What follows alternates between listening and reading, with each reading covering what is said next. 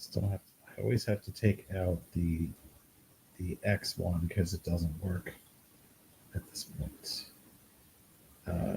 Okay. Hey everyone, welcome to the Tom's Hardware Podcast for today, September 10th, 2024. As always, I'm Tom's Hardware Editor-in-Chief, Abram Pelch. I'm joined today, as always, by Associate Editor Les Pounder and our very special guest, Andy Piper, who is here to talk about Oggcamp. So, Andy, tell everyone a little bit about yourself and about Oggcamp. Hi, Avram. Hi, Les. Thanks for inviting me on. Long time follower, first time on the show.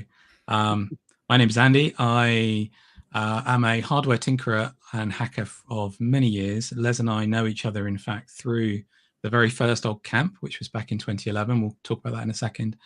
I have a small maker studio with my wife called Forge and Craft here in the UK, where we generally do art using pen plotters. There's a few plotters that I've built and some ones that we've bought. And you'll see on the shelves behind me various other makery things. So I've got a ton of Pimoroni tech in my life.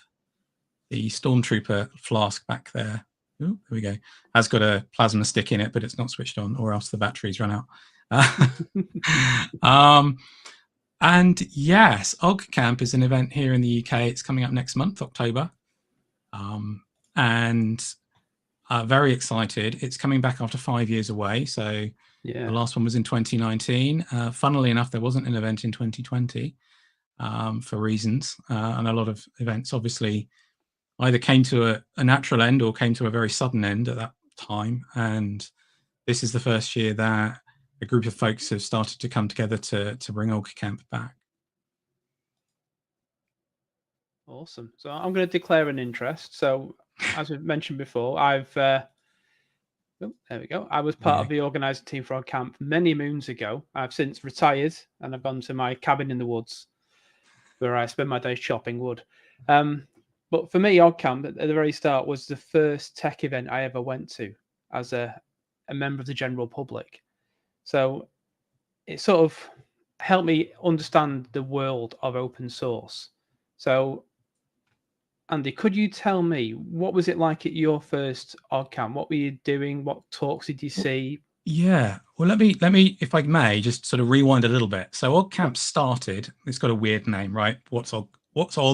Why Oggcamp? Are you camping? First of all, it's camp because it's an unconference, which we'll talk about, I'm sure, in a moment. Yep. And Ogg because Ogg was an free open source audio format that was intended to replace MP3. Just in case folks watching who may not have come across that word before. And it was started by two UK-based Linux-related podcasts. So one was called Linux Outlaws and another one was called the Ubuntu UK Podcast. And they came together to run this event after another podcasting event came to an end. And so it's always been very free and open source software and hardware and culture oriented. And my first event was the third one in 2011, which happened relatively close to where I was living at the time in Farnham, I believe. And I got involved with yourself, Les. I started helping out on the crew. In fact, if I remember rightly, I was the savior of the crew. There we go. He's got the crew T-shirt. Look at that. I've got my Future is Female T-shirt on today because I think that's very on topic as well. But not my crew shirt, but I have got some crew shirts around somewhere. But yeah, I think I saved the day on the last morning by doing the bacon roll run for the crew to get everybody up and running on a Sunday morning. But so what I saw was some great talks. I remember there was talks about ham radio. There were talks about MQTT. In fact, I may well have given one about MQTT myself because it was an unconference. I've certainly given a talk about MQTT at an Oggcamp, but I don't remember which year. MQTT is that lightweight messaging protocol you might have used if you're building Pi projects or things with your lightweight sensors and so on. Our guest last week actually used MQTT to control traffic lights. Excellent. Yes, I remember. And interesting story about MQTT and Oggcamp. MQTT was invented in 1999 by Dr. Andy Stanford Clark, who I know you've had on the show. And and his colleague, and Arnhem, and Arlem, I beg your pardon. And 10 years later, 2009 was the first Oggcamp. And Andy gave a talk about, at the time, what he called his Twittering house. So it was the house that tweets, back when Twitter had an open API. It was brand new. Yeah. So he gave this talk in 2009 at Oggcamp, and a lot of people heard about MQTT for the first time. And one of those people was a gentleman called Roger Light. And Roger, shortly after the event finished, literally within hours of the event finishing, Roger committed the code for the very first fully open source MQTT broker, because at the time it was an IBM technology. Yeah. And that's a project that you may or may not have heard of, called Mosquito. It's quite a commonly used MQTT broker these days, very successful. And so that literally came about because of the first Oggcamp. So that's a very, very cool connection between open source hardware, software, culture, and this event that started because of these two Linux podcasts in the UK. Very true. I remember going to the first Oggcamp in Wolverhampton. That's right. The I wasn't at that Connaught one. Hotel. Mm-hmm. And it was a tiny room compared to what Oggcamp is these days. And it was just full of, I'm going to use the term geeks and nerds, because I am one. I'm very proud of that. And the room was just full of so much knowledge and so much sharing. There was no one there saying, oh, yes, I can sell you this for X number of pounds. They were saying, I'll give you this. I'll show you how to do it. And that's the spirit of Oggcamp. I like it. It's the sharing, the openness, and everyone's there to help each other out. And we've just seen evidence of that with MQTT. I mean, MQTT, Mosquito doing a commit overnight, and then we've got this fantastic brokerage that we can use for the project. So Rowley's project last week exists because of work that's gone on to MQTT. It's awesome. It is really a great story. And one of the reasons why I've loved staying involved, I was at the time, back then, I was occasionally a guest on the Ubuntu UK podcast, and and I worked with some of the people professionally as well. And I've just been sort of drawn into this world. I've been interested in open source for a very long time, but I was drawn into this world of events, hardware, software, unconferences I've been doing as well for a long time. And in case people who are watching don't know what an unconference is, in the case of Oggcamp, we have a little bit of an organized speaker track. So we'll have one track of talks that people have submitted in advance. But the majority of the event, we've got a number of rooms available at the Manchester Conference Centre. And you come along with your own topic that you're prepared to talk about, you want to talk about. You write it down on a Post-it note. And then these get put onto a grid, and you literally just say, I'm going to talk for half an hour about my current piece of work, project, this cool thing I built, this thing I'm interested in. And then whoever shows up. And it might be a small group, it might be a big group. But it's always really interesting. You always learn something new. You come across talks and topics that you very likely won't have heard of. So, I mean, I remember we've had talks from everything from like literally running, so Park Run, which is a sort of an organized running community in the UK. As I mentioned, the Twittering house, connecting your house to the internet. A lot of audio related stuff because it came from a podcasting background. I remember learning about using the USB radio tuning sticks back in the day through Oggcamp. Oh, the SDR sticks. Yeah. Arduino, a lot of Arduino stuff. Again, going back nearly 15 years, 13 years to my first one. Arduino was still very, it still is very popular. And of course, Pi has come along and grown through that period of time as well. So no doubt we'll see folks talking about the RP2350 and other things this time. So yeah, excited. Definitely. I mean, Oggcamp has got a link to the Raspberry Pi. There's multiple links to the Pi. So on my screen now, you can see there's a talk board, and that's not using a Pi. That's using an old thin client that we repurposed with Linux because it's a Linux event, really. But one year we used Raspberry Pis for all of the digital signage in the building. And those Raspberry Pis were flashed with their operating system, which was all pre-configured by me on a train with a massive amount of electronics strewn across the desk with my laptop, just flashing Raspberry Pis and testing them en route to Liverpool, I think it was. So I had an hour and a half to do it all. And that was awesome to do. I got a few weird looks, but it was awesome to do. And then when I got there, we had another event, another Oggcamp. We had Pete Lomas, who was there. And we had the open hardware event on the top floor of the John Moores building in Liverpool. And it was something new, something cool we're doing. So we had Oggcamp at the ground floor, but at the top you could go upstairs, just an open hardware jam, and you could mess around with electronics. And this is when Raspberry Pi was still rarer than hen's teeth. You could not buy the original Raspberry Pi. It was still weeks and weeks away. And Pete Lomas lives near to Liverpool. And he said in an email, I think I've got it somewhere, can I bring along a box of Raspberry Pi to sell? Yes, right. Pete, you can. Yeah. That's right. So we thought maybe, a box of 10, maybe 15. No, he brought a box of hundreds. And he was selling them for face value. He wasn't making any markup. It was all going back to the Raspberry Pi Foundation as it was at the time. And he was absolutely coining it. People were saying, right, give me a Pi. I missed out by about 5 minutes to get a Pi off Pete Lomas, which is a shame. Too busy running the show. I was a little bit busy that day, wearing a cap and running around like an idiot. I'll give you that cap one day. And at the end of the day, Pete said, right, I'm going to go now. But he had quite a large amount of cash about his personage.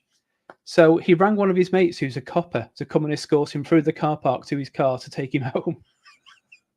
It's like, right, okay, Pete. Yeah, so Pete was one of, for those viewers who may just be joining and not know who the name, Pete Lomas was one of the designers of the original Pi.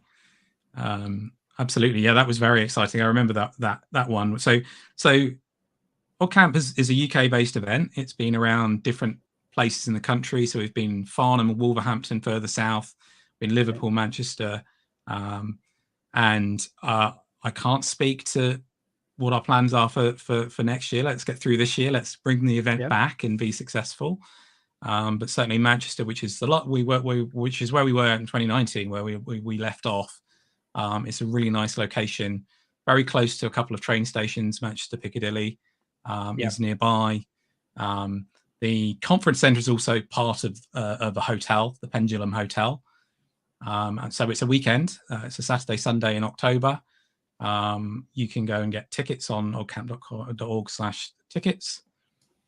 We have a suggested donation amount there for tickets. We'd love to get numbers for who's coming. So do get a ticket, but if you're strapped for cash, then there are ways to get tickets for less than the £40 suggested amount. We have some wonderful sponsors. Love to give a quick shout out. We've got UTOR, which is the United Tech and Allied Workers Union. We've got Next Team, Collabora Online, and CodeThink. Really appreciate them helping us to bring the event back because, again, there's been a 5-year gap. Times have changed. We haven't done so many in-person events. I think there's a lot of value in doing in-person events. People get to see one another, learn new things. You get that serendipitous wander into a room, not sure what this talk's about, and learn something that you never thought of. In the case of Roger Light, never thinking he'd know about MQTT on that first event, and then going on to build one of the best brokers for it. The other challenge and the other reason I'm really grateful to be on is helping people to know that it's happening, because again, times have changed, communication channels have changed, Twitter's more or less gone away, or people have moved on to other places.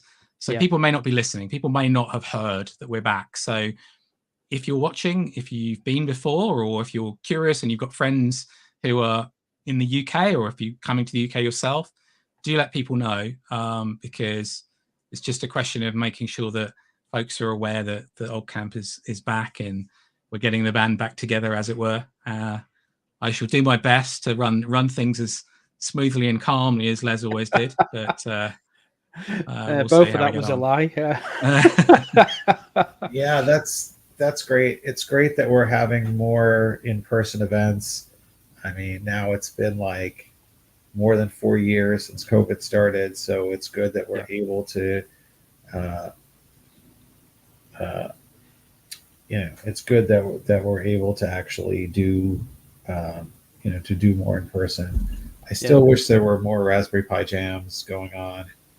I was Yeah. looking the other day, and they used to have them around here in the New York area, and we haven't had one in years. So We had the Raspberry Pi Jam, a Raspberry Jam in around London sort of has been virtual or hybrid for quite a long time. I went over to Hackaday Europe in Berlin back in the spring, which was really fun, and I got to spend a couple of days in a hack space there. And there's definitely some more events I want to get to myself in the coming year.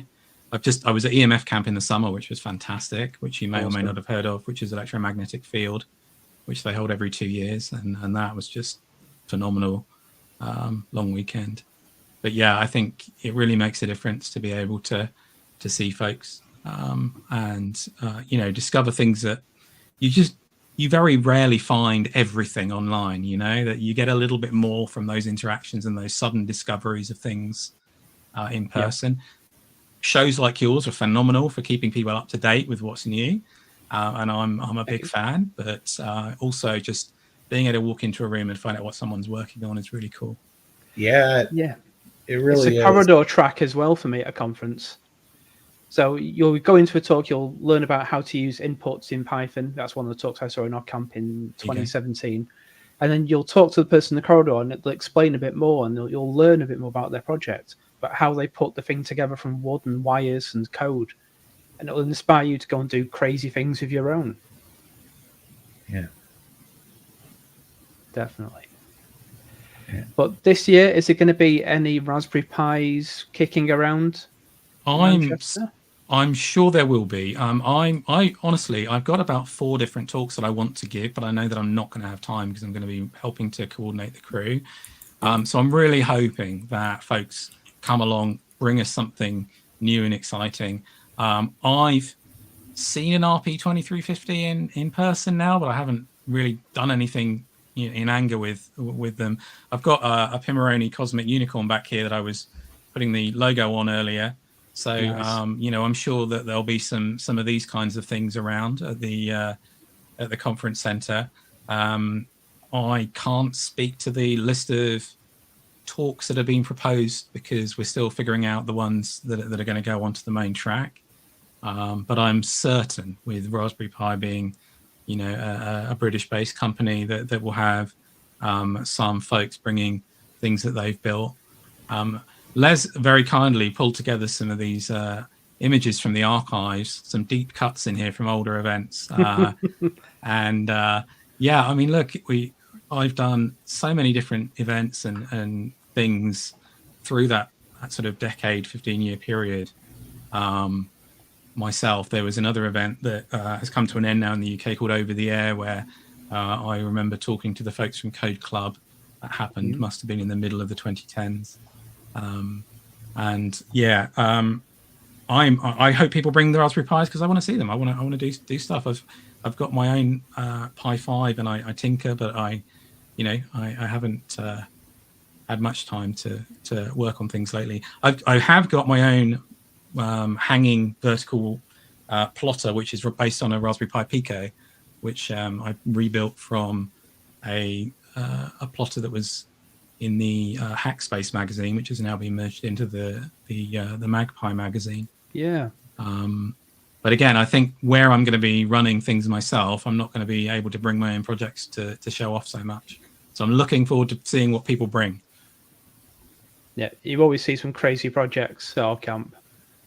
That's I'm going to try and scoot through to one now. So we've got Bubblino from Does Liverpool. So this is Arduino based, and it's awesome. They've got this, and they've got the tower. I can never remember the name of the tower in Liverpool. The big one looks like a UFO. Someone in the comments tell me what it's called. All controlled via, I think it's MQTT again. And Very you just likely, send it. because Adrian's a big fan of MQTT. I know. Yeah, Adrian McEwen. Yeah, that's it. Adrian's on the left there in the orange In shirt. the red, yeah, orange, yeah. It's awesome what people bring along. So you've got Bubblino, you've got idiots like me who in 2010, when I wasn't the crew chief, I did an Ubuntu install fest with Stuart Ward and Ajaz Mohammed, who later went on to become part of the crew. And we installed Ubuntu on people's machines for them over the weekends. We never left that booth. We just sat and installed Ubuntu all weekend. I've still got that banner. I found it in the loft the other day. That's very old. I've got my MNT Reform Pocket Reform, which is a little sort of A5 nice. size laptop that I shall certainly be taking with me. Again, if I have a break at any time to do my own thing, I'll probably be showing that off to people, because that's a really cool open hardware project that I've been spending a bit of time on lately. And that you can swap a Pi Compute Module 4 into that as its SoC if you want to. I've been running it on the default processor that it comes with, but yeah, that's a very nice machine. Sorry, I interrupted you, Les, as you were walking us through the. It's all right. You reminded me that MNT, we did a story earlier on today on MNT's next. No pun intended. Yes. Next laptop, the MNT Reform Next. Yeah. Now, chuck that in the chat now so people can have a look at this. I've been interacting with the folks over at MNT a lot in the last 6 months. I was at Hackaday Europe and saw them there, and then I got my Pocket Reform, and I've been talking to them on IRC and submitting some code changes and things for them. Yeah, it's the Reform Next looks really good. It's completely open hardware as far as they can. I mean, occasionally there's a little binary blob somewhere in the firmware that they can't get the source for, but they ship fully open source software. It's really great stuff. Yes, and this is it's an RK3588 SoC that it's using. So 4 ARM Cortex A76 chips, 2.4 gig, and then 4 A55 ARM chips, ARM cores at 1.8 gig. So that's a pretty potent SoC you've got there, and the 16 or 32 gig of RAM, LPDDR4. Got the 16 gig one on its way to me to go into the Pocket Reform to give me a bit more oomph, because at the moment I've only got a little bit of memory. Nice. Well, talking of open hardware, it's a segue as if we planned it. Really, we didn't, honestly. You'll see it in the picture now. There's a guy there in a white t-shirt. That's Ken Boak, Monsternight on Twitter, as it was back in the day. Open hardware hacker. Supremely clever person. Apart from he tried to do soldering in a vaulted room with a smoke alarm right above his head. So that's why he's outside. As the crew chief, I had to kick him outside and bring a table and chairs and power. Luckily, it wasn't raining. And he gave a guide on how to solder. And I don't know what he was soldering at the time, what machine it was, but I remember rightly, he had some FPGAs later on down the line that he would solder up and show off and do really cool stuff. Yeah, that's Alan Faulknology behind him with the very blonde hair and the shirt, and he does a lot of stuff with FPGA as well. Yeah, Ken was making the Nanode back in the day, which was a self-assembly Arduino alternative. But that was, as you say, but all the way back in sort of 2011, 2012, which feels like both a long time ago and also quite recent. Yeah. Well, seriously, we haven't planned this. The next slide is Kevin Hoyle with the shrimping project. This is an open source Arduino on a breadboard. Shrimping it, yeah. The shrimp is the actual project, and it was the cheapest way to get an Arduino back in the day without buying an Arduino Uno clone, because clones were just starting to appear. But you could buy the ATmega 328P chips pretty cheap, program them, stick them in a breadboard, and you've got an Arduino on a breadboard. And I've got about 3 or 4 in the drawer, just still built, just to remind myself of them. But again, at Oggcamp, this is at the open hardware jam on the top floor. People just bringing in the projects and showing what you can do. And there's that signage again. And there is Ajaz Mohammed, GNU Doc, as he's known to everyone, showing off. Well, we're very lucky that we've got folks like yourself, Les, and several others who've been veterans of running the show, sort of handing things across and helping Gary and the team, the new team, to bring things back up. So we're very grateful for all the advice there, and we hope to keep things moving along. I think I'm just looking forward to seeing people, hopefully some old faces and a lot of new people that I won't have met before. Definitely.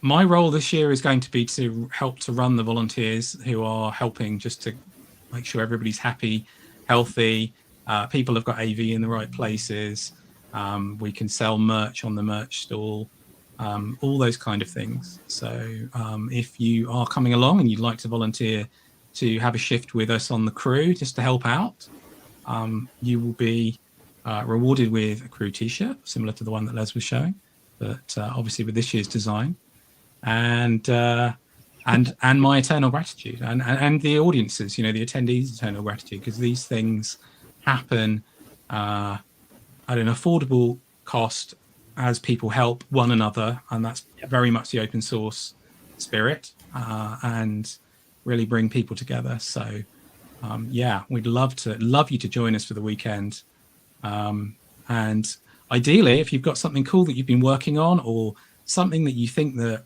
people might not have heard about, that you've learned about, and you'd like to share, then do come along with a little talk. Doesn't have to have slides necessarily. Just come and talk about what interests you, what you're passionate about. You don't have to be sort of super polished speaker by any means. It's a very friendly environment. Everybody's there to learn, everybody's there to support one another, and we learn best, really, I think, through telling stories, word of mouth, learning from others. So it's one of the great things about these kinds of events. Definitely, completely agree. So it's October 12th and 13th, Manchester Conference Centre. It's a Saturday and Sunday. That's Sunday, lovely. I shall be there because Manchester's only about an hour away for me. Just down the road. You're going to come and inspect, I assume, and make sure that we're up to... I've got to check that the ranks are still there. Yeah. Full dress uniform. Okay.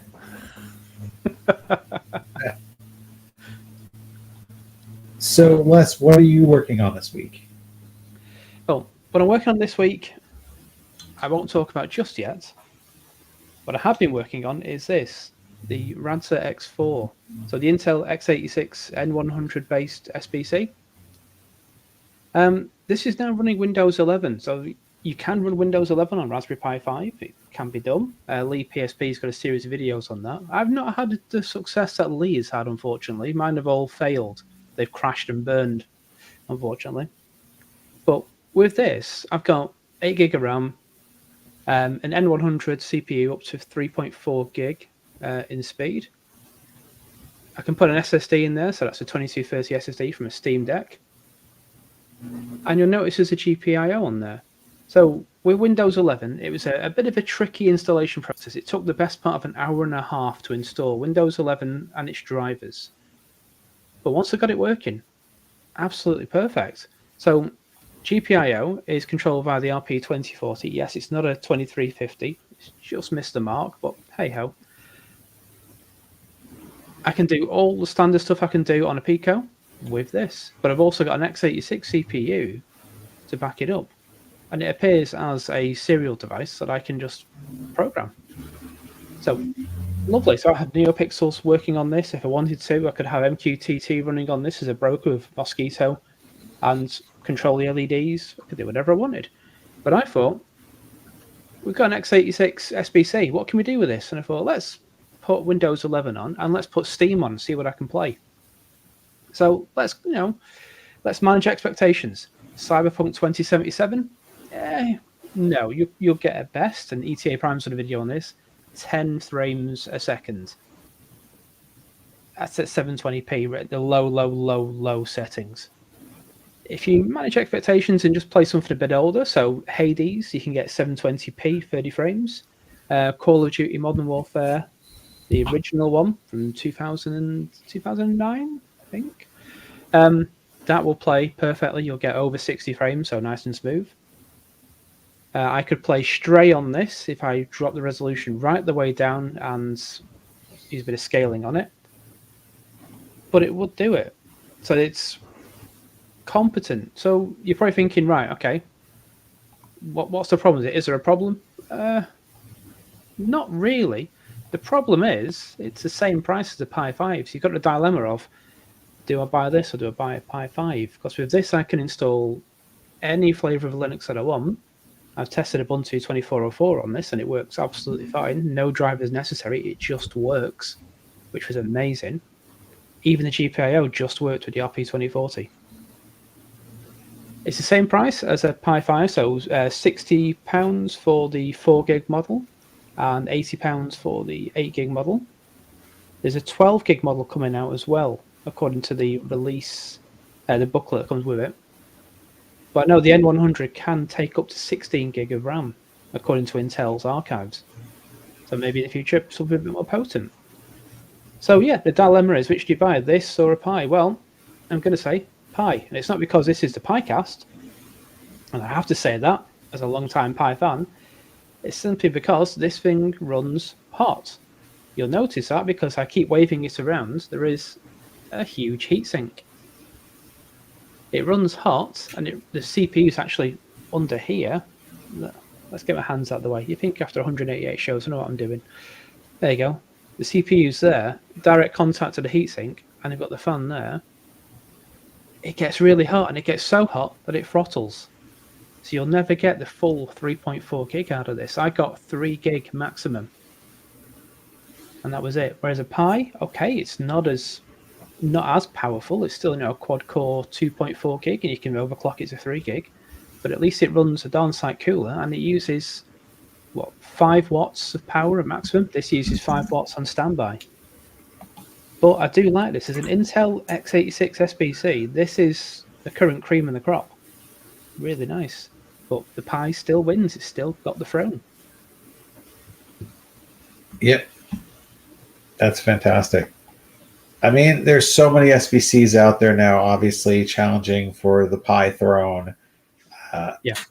There are different uses for them. I don't think anything can displace the Pi because it's not just about performance or value for the money. It's about the ecosystem and the support that you get and all the accessories and everything that all works together in the Raspberry Pi ecosystem. So until and unless someone can match that, I don't think they have a shot of, It's the closest it's ever been with this.